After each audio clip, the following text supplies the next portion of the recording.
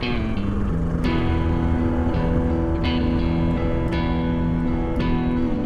guys, Solid here. Apologies for the wind and also for the massive cut on my head. I know it doesn't look too nice. I'm out off-road on the CRF300L. It's not going to be anything crazy today.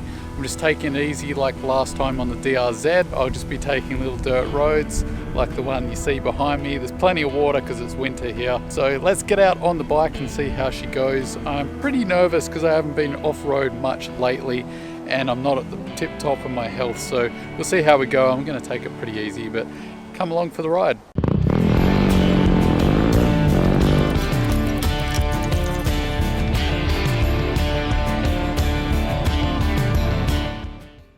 As I was saying before, going to be super slow and easy.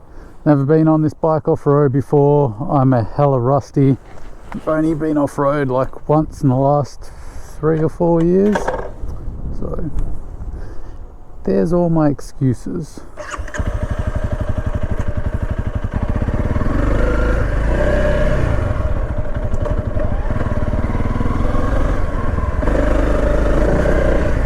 Slippery today.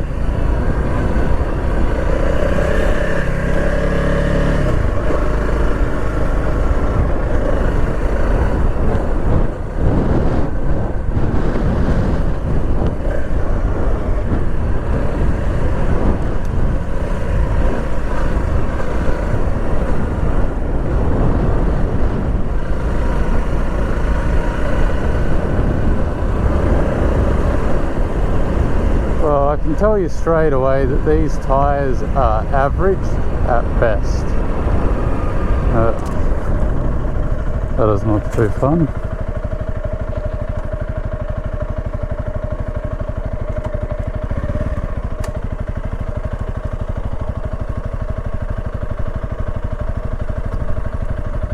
I think I am going to chicken out.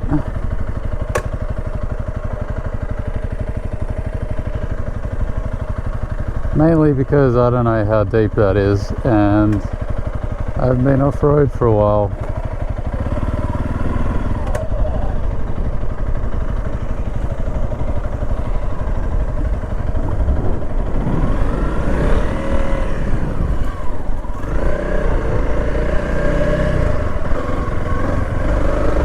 If you're just tuning in, this is Solid's Wuss blog, where I turn around from a mild puddle. But in my defense, by myself, very slippery, front tire is not great. I don't want to let my pressures down. That's mainly because there's a lot of road in between, so I don't really want to have to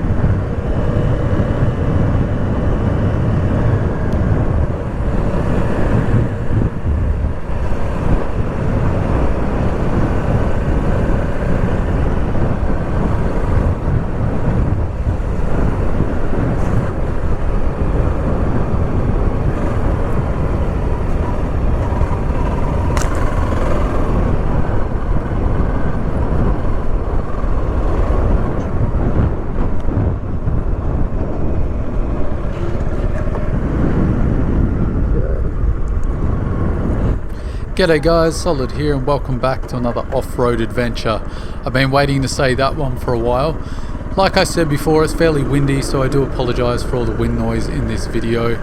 Also, I'm taking it fairly easy. It's my first time off-road in quite some time, and as I find out later, the tyres on this bike are pretty poor, at least for what I'm used to. You got to remember, I'm used to having MT21s, which are fairly decent off-road, so these IRCs are not great. So, with that said, and a few excuses shoveled in, let's sit back, relax, maybe grab yourself a cup of coffee or a cup of tea and enjoy the video.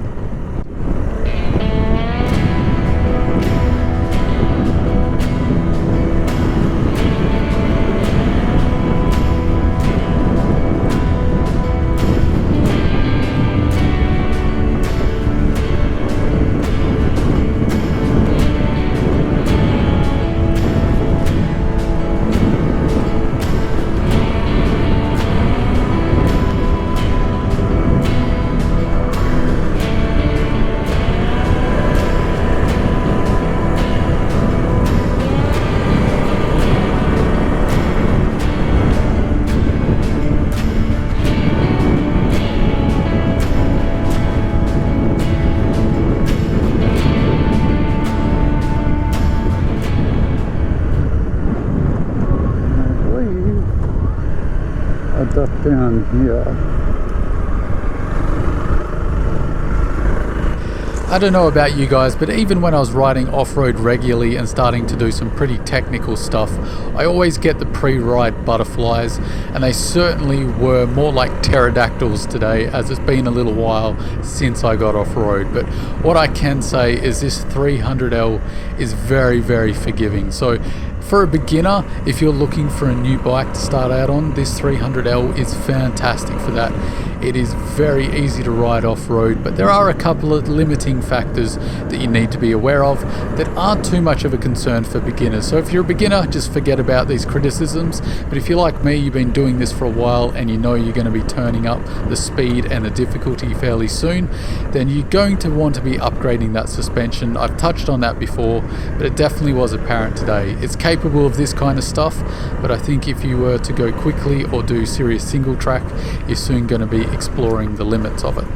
The other thing is the tyres. Now, I've ridden on these tyres before, but never in muddy situations, and I was surprised how easily I lost my front just in these very simple conditions you can see. So I will soon be going to my favourite tyre, the Pirelli MT21s, as that's what I'm used to, and I'm very confident in those tyres. They're not the most hardcore off-road, but they're a good compromise between road durability and off-road reliability. So that's where I'll be heading.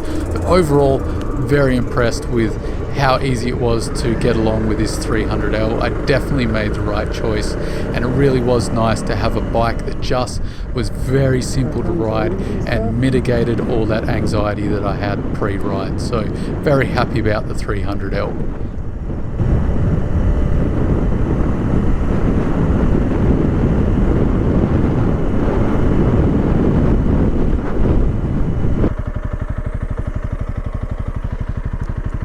Well, the best bit of the whole ride has been closed down. That's a bit shitty.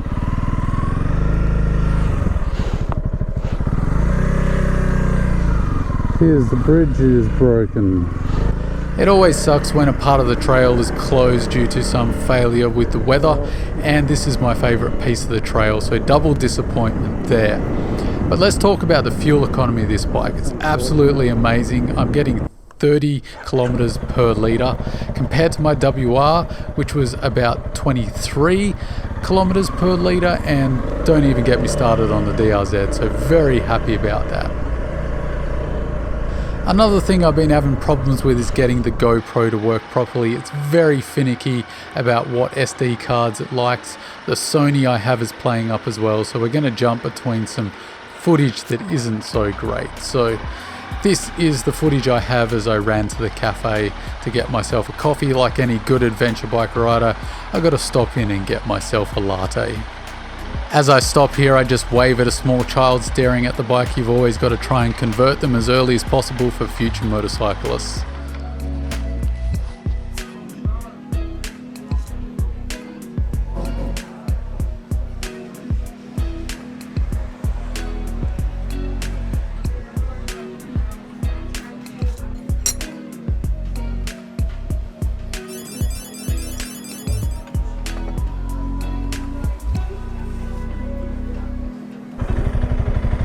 As I was saying, not much juice left in the GoPro. Wife is also sick, so I've got to go and pick her up from work. Predictably, I'm 100 kilometers out of Perth where I live, so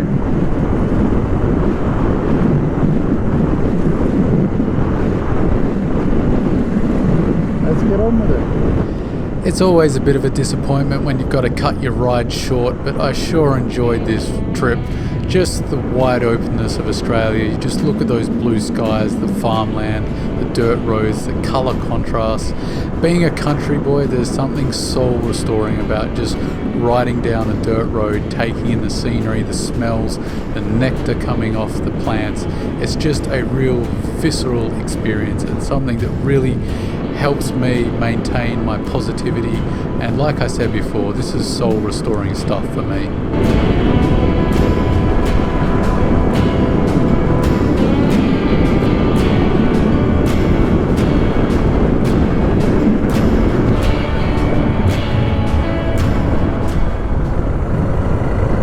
Slightly more challenging. Normally this would be a walk in the park for me, but given the brake and the 30 plus PSI in my tyres, these tyres suck in the mud. Some of this is a little bit slicky. Feel the front.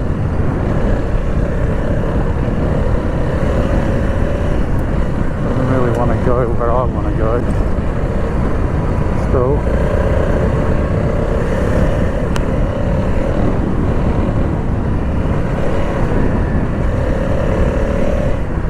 So far I've been harsh on the soft suspension,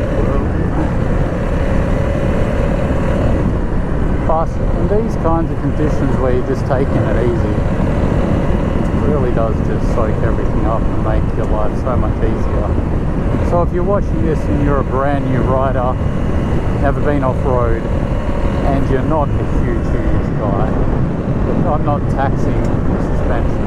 I don't ask too much of suspension, generally speaking anyway, but it's more than enough for this type of stuff. Once I get a little bit better and start re-exploring the single track where I'd like to be, my skills just aren't there yet, but we're definitely going to have to address the suspension in the future. But that was graceful.